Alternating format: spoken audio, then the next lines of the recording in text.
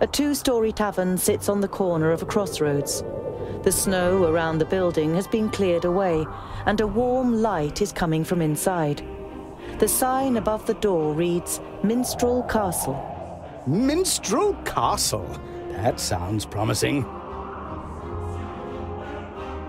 The old building has nothing in common with a castle. It seems rather nondescript. A simple tavern for simple people. Finally! Time for ale! My throat is completely parched.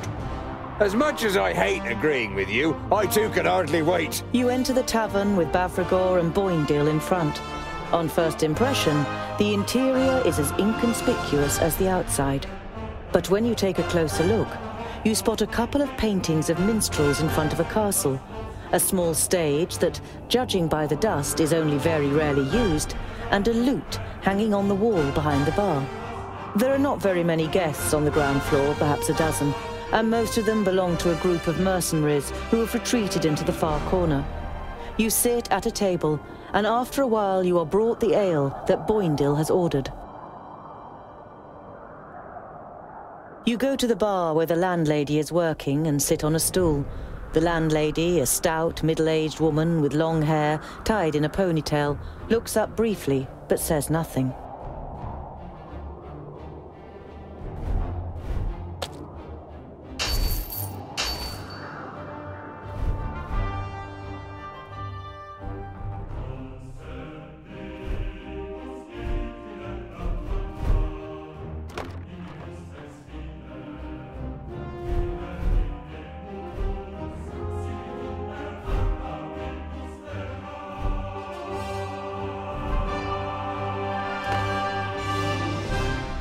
Say, why is the tavern called Minstrel Castle?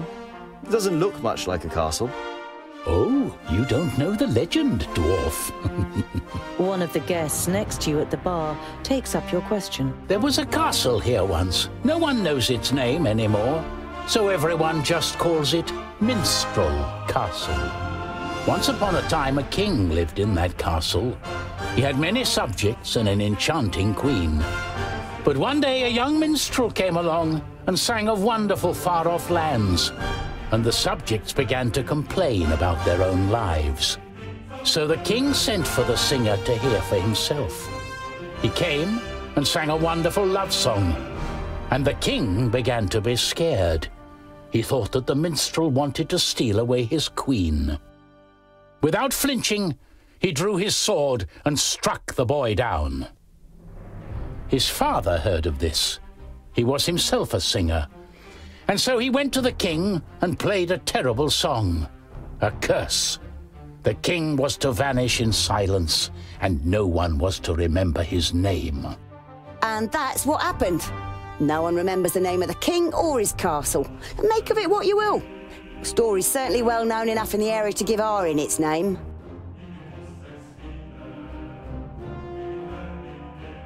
You nod at the landlady as you slip off the bar stool, and she nods back. You go to the bar where the landlady is working and sit on a stool. The landlady, a stout, middle-aged woman with long... You nod. Bavragor and Boindil, who are absorbed in a drinking competition, have to be practically dragged out of the tavern.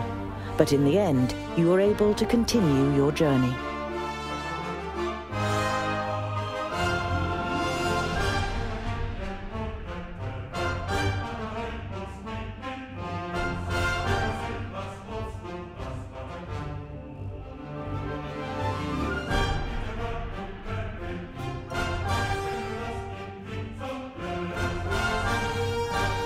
You discover some ancient ruins and an orc camp in a gorge.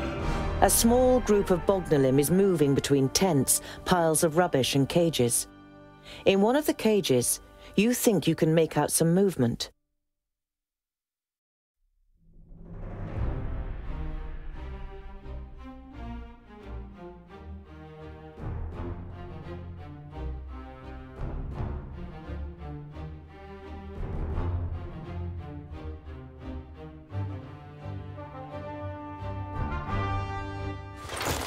They're coming out the holes. You there, my bag! Over there! Quick! You'll have to smoke them out!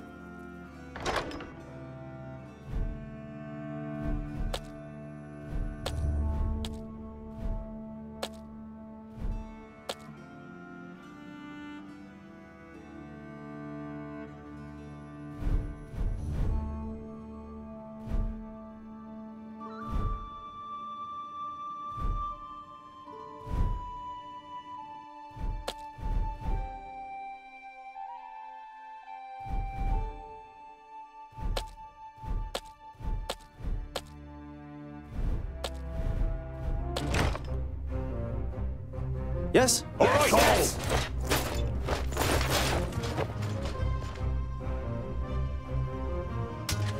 Too easy! Grenades! Throw them into the holes. That ought to stop the little beasts. Killed! Vile creature! And again! Vile creature! Yes? And again! What is it? Killed! Huh?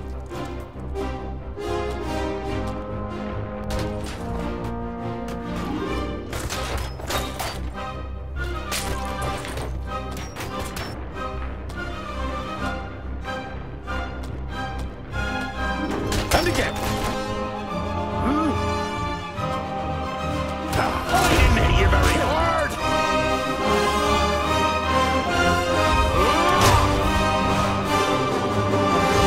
And again! And what now? Vile creature! Disgusting! Easy! Yes?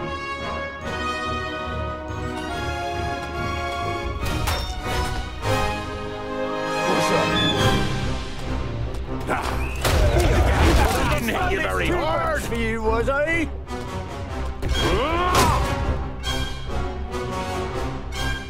Huh? Huh? Vile creature! Kill! And again! Vile creature! I didn't hit you very hard! What is it? And what now? Huh? And again! Kill! What's up? And again! Huh? What is it?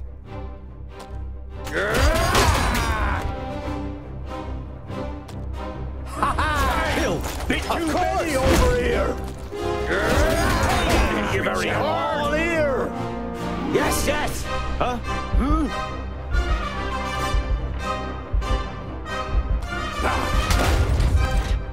Of course! And again! Kill! Let's go! And again! Vile creature! Hey! Kill too many over here! Now, is it? Huh? Yes?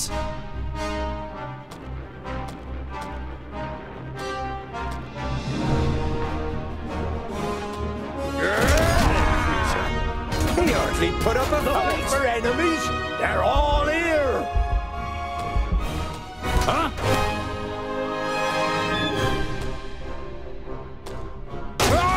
And what now? Understood. He hardly put up a fight! At once.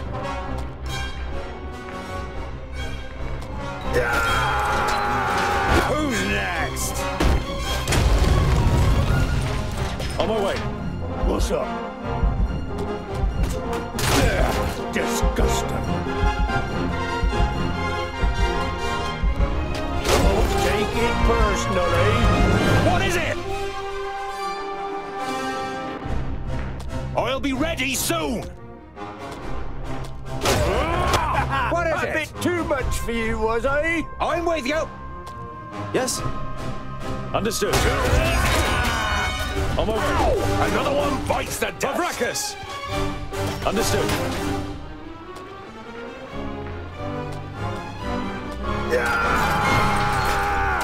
On my way.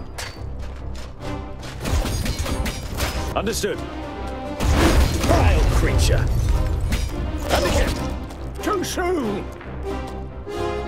Huh? Vile creature. Huh?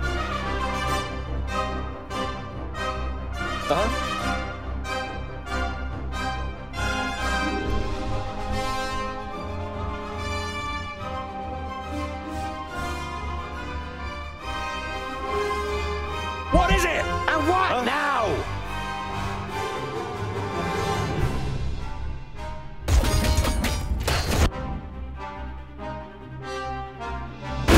Ha-ha!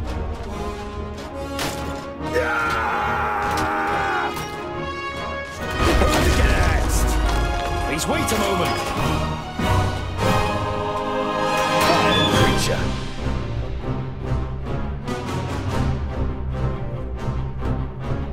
Kill.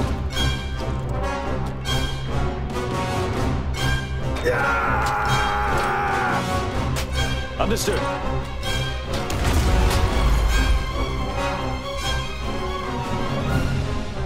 Huh? Vile creature.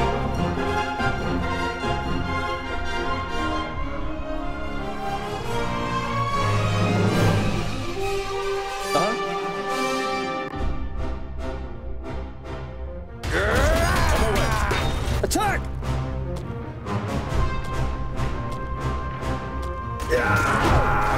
Bites the dust. Yes? Say goodbye forever. Who's next? Oh, come here, you. Wasn't expecting this. Huh?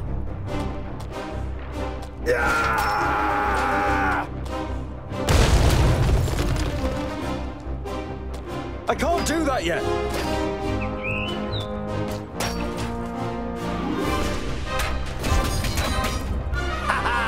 And again.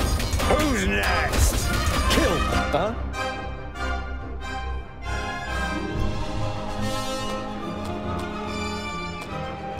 And again. Boy, give me a hand. Yes.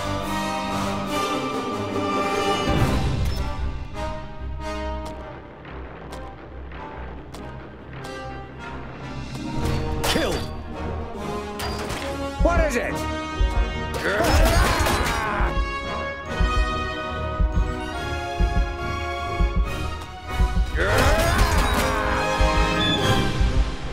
Kill. Of course. Yes, yes. Vile creature.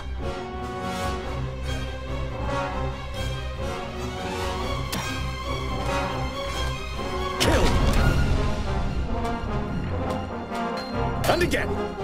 And what now? Ha-ha! Kill. Of course!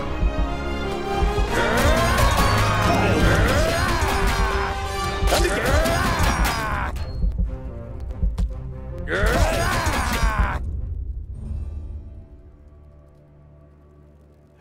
Very impressive, I must say. Let me out, my friends.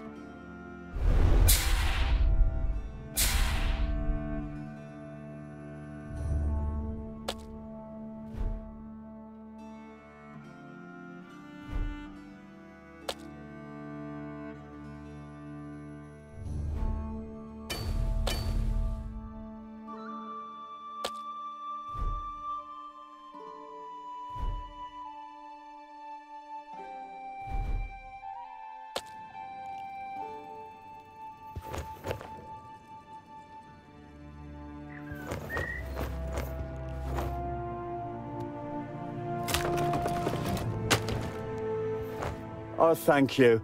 Have you seen Helga? Helga? Helga! Where are you?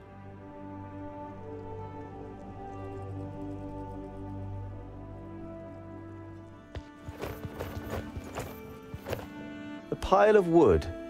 Or is it actually a pyre? Hello? I am Tungdil Goldhand. These are my companions, Boindil, Boendal, Rodario, Fergus and Namora, Bavragor and Goimgar. Have you seen Helga? No, we haven't. If you don't mind me asking, what is your name? Call me Ensign and drop the pleasantries. If I may, who is this Helga? Helga? Where? I don't know. I just wanted to know. Helga is my wife. Didn't I mention that? We came here together, but then the orcs came and she was gone. Do you think she might have gone home? Helga! You have a dark notion of what might have happened to Helga, but as you have no proof, you'd rather say nothing. If you see her, you let me know, right? I wanted to thank you. Your grenades really helped us. Grenades? Oh, yeah, no problem. I used them to break up boulders, but I ended up attracting these pests. Who was to know there are Bognolum around here? And as if that weren't bad enough, along came the orcs and took me ox skull. Gosh! And Helga, where is Helga? What brings you to these parts, Ensign? It's not exactly the nicest of places. Aren't you here for the festival? The unbelievable Wackenstein Festival. My wife and I desperately wanted to see it for ourselves. The blind guardian, the statue over there, is the key. He calls people from far and wide to the festival. I finally found some information in the archives of Virunciensis as to how the guardian is activated. Do you know anything about a secret passage through the mountains? Secret passage? No, can't say I do. But they say that when the blind guardian awakens, then people will come to the festival from all corners of the world. Maybe they'll come from the mountains too. So what have you found out about the festival, Ensign? You see that statue?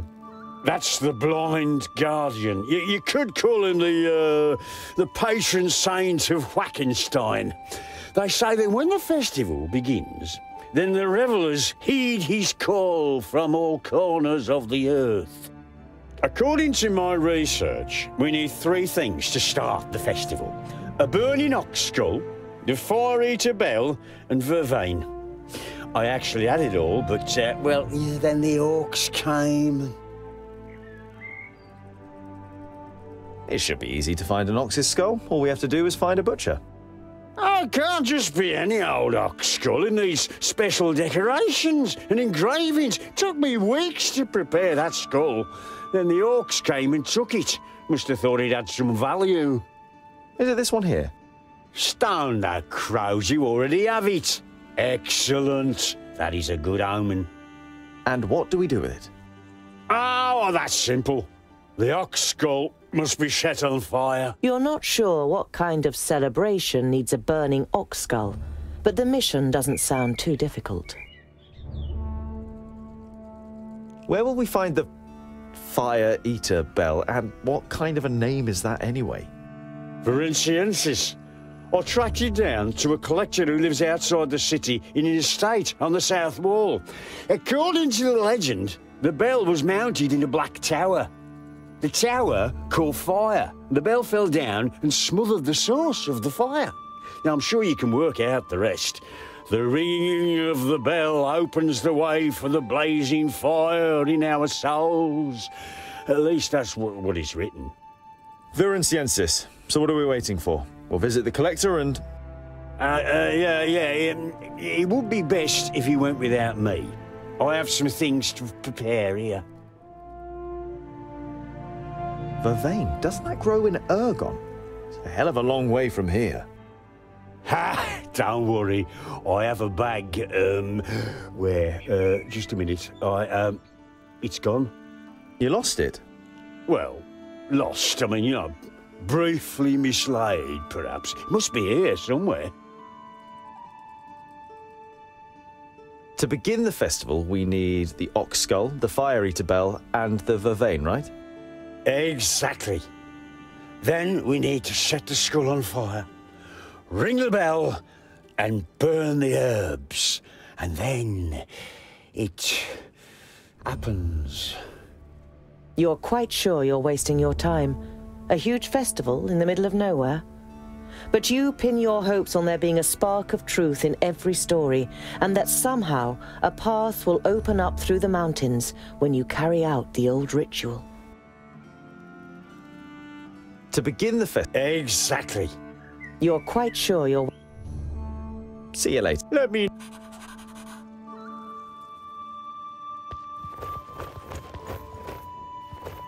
Ah, that must be Henson's bag of herbs.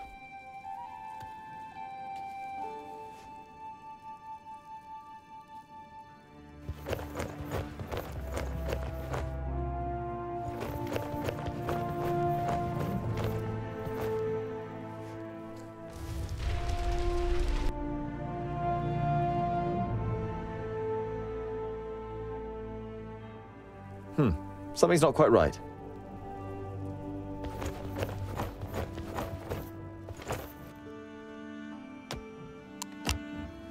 All right.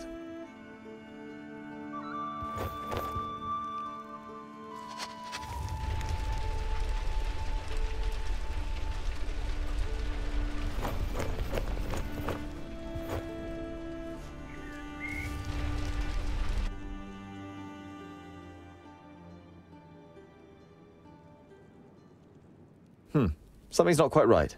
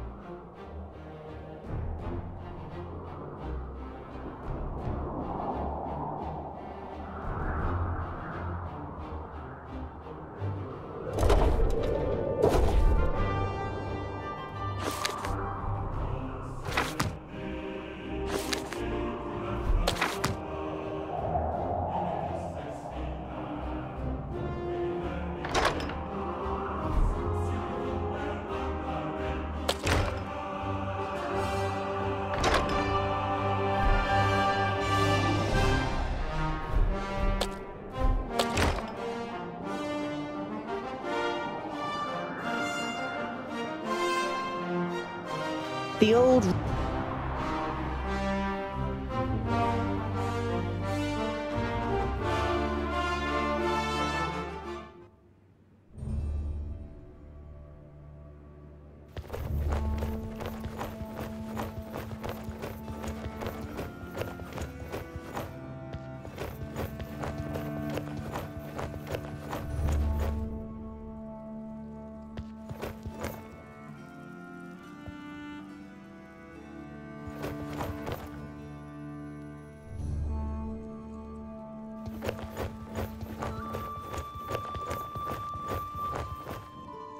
Henson, do you have a minute? Have you found...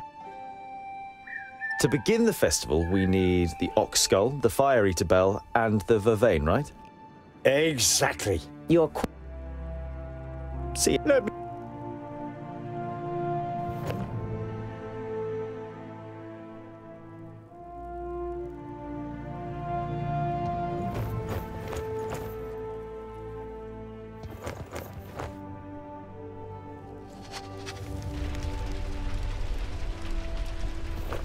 Henson, Have you... see you later. Let me...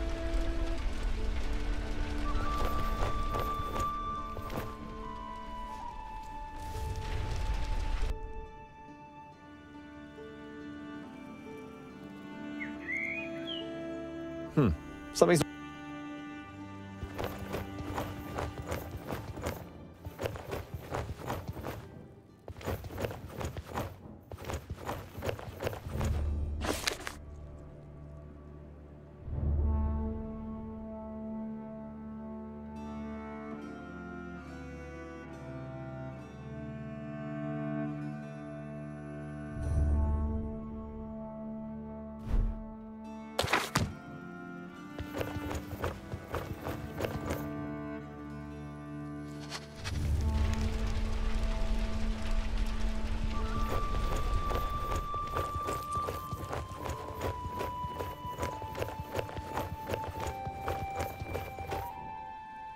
A bracket on which you could hang something. Must be for the bell that Henson mentioned.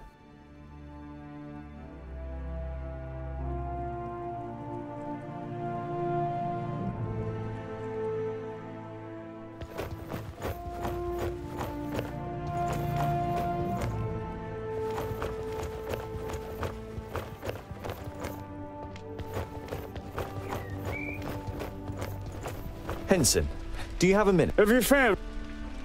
See you later. Let me know if you...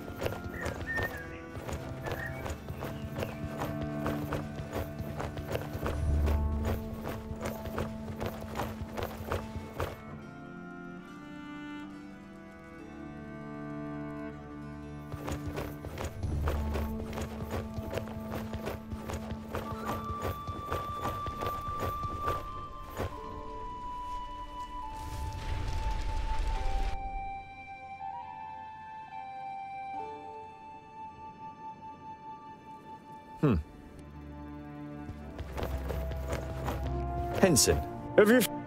to be your... See, Let me...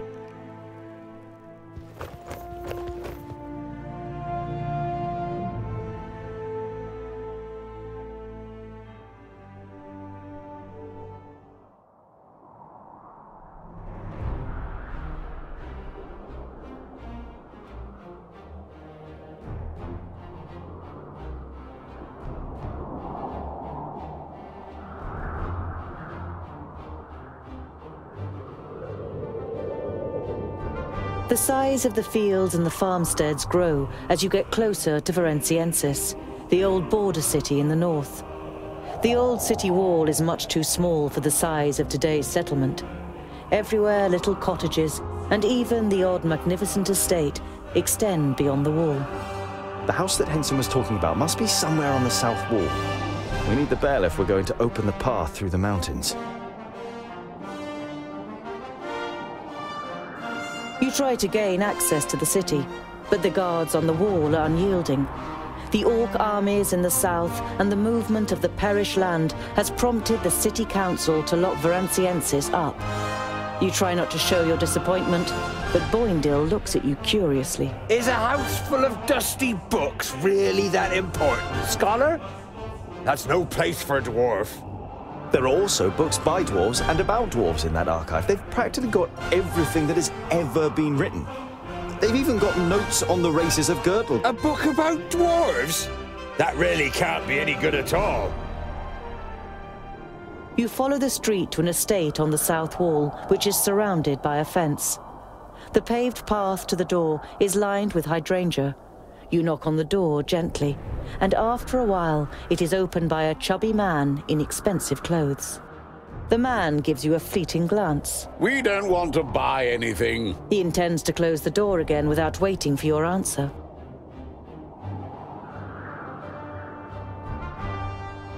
Wait, I've been told you have a rare bell? Fire Eater. The man pauses. Fire Eater? How? Before he can finish what he's saying, a red-haired woman pushes past him. She is also wearing expensive clothes and is heavily made up. After she gives him a stern look, the man disappears into the house. She scrutinizes you with greenish-blue eyes. How do you know about that, Shorty? I, heard from someone in the city. In the city? But the city whose gates are closed to everyone. Of course, I believe that. Go to Tion, groundling, and don't come back. Before you can reply, the door is slammed in your face. You go back to the rest of the group. Doesn't look like it went too well. Maybe I should try my luck, Tungdil. I can be very persuasive.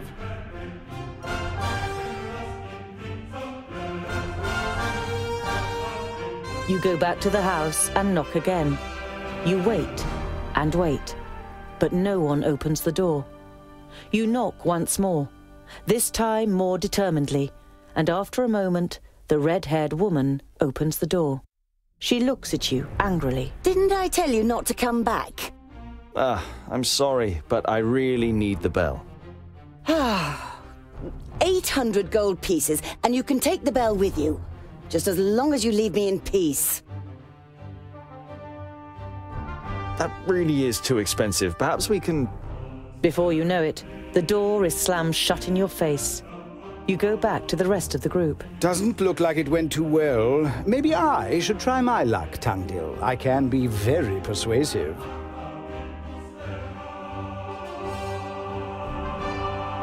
Redario follows the hydrangea-lined path to the door in elegant strides.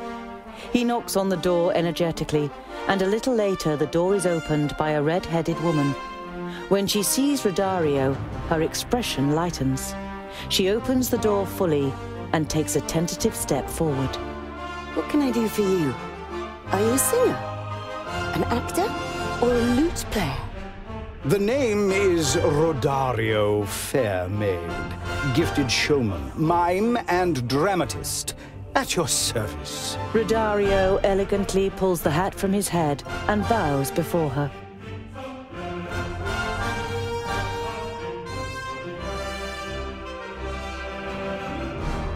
Your wonderful rose bushes really caught my attention. You have exquisite taste. The woman's greenish-blue eyes flash with anger.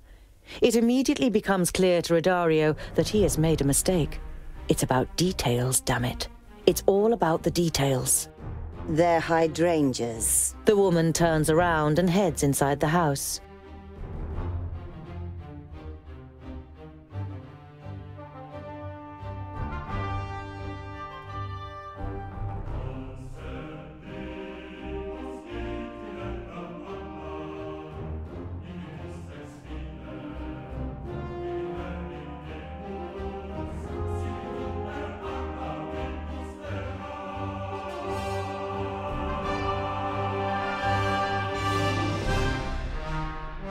I will never be able to forget your greenish-blue eyes as long as I live. A smile follows, then a glance from those eyes, which are indeed a greenish-blue. It would seem to me you have a skilled tongue and a love of details. Anyone who does not notice your beauty must be walking through life with eyes closed. In terms of my tongue... Oh, Mr. Rodario. How about a private presentation of your skills? Rodario lays an experienced hand around the woman's waist and disappears into the house with her. At your service, my dear.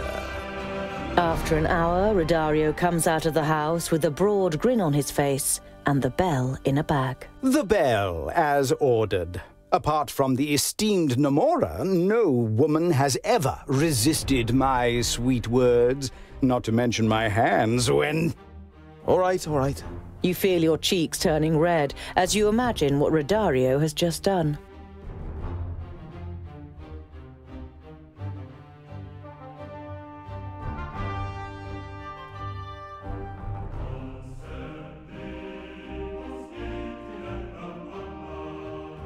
You can make out a cave in the bank of a dried-out riverbed, with several small fires burning in it.